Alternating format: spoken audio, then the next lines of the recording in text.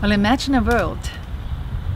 You have schools where you can ask about lovemaking, where you can speak with your parents, your peers, anybody about lovemaking. Just imagine that, because you know what? It has been existing, but it's like over 6,000 years ago. And of course, the last 6,000 years, what was happening, it's history. It was male domination.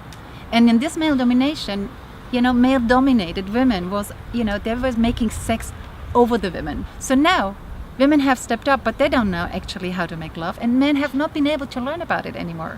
So you can't really go to your parents and anybody to ask.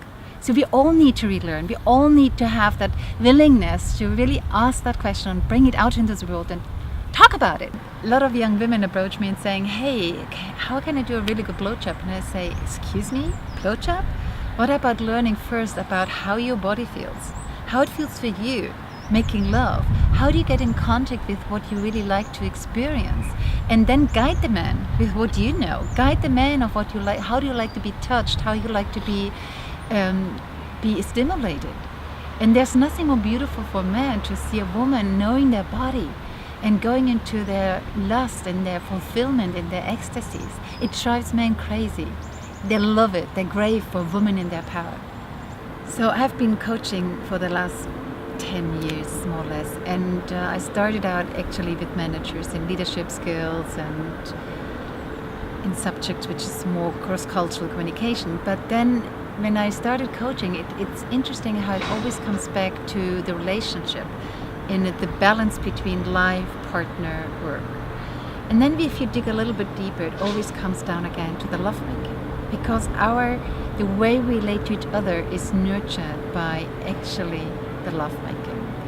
And when I look around and I coach women, there's so much frustration in women. There's so much deep longing for something. I always was asking, what is it? What is it? And then I got to know what it finally is. And I think the women, if they would ever experience a man in full presence with them with the lovemaking, then this is actually changing the whole way of relating to each other.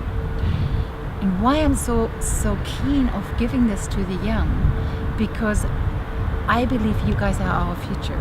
So I'm asking you, do you want to live like your parents have lived, or you want to change something there? And the way of changing something there has to be coming through lovemaking. That's my true belief. And actually they say, we need more sex. It's statistically, everybody's saying humans need more sex, but it's about the quality of sex. It's how we're getting there. And if young people would really understand the art of lovemaking, it doesn't matter if it's one night. So from one night stand, if it's with a partner, or it's whatever kind of relationship. If you really touch your full presence with each other, being in the here and now, which I will be speaking more about it in the future. Because of course, it's a ripple effect. So the more satisfied you are with what you have experienced in yourself, the more you will bring out that to the world.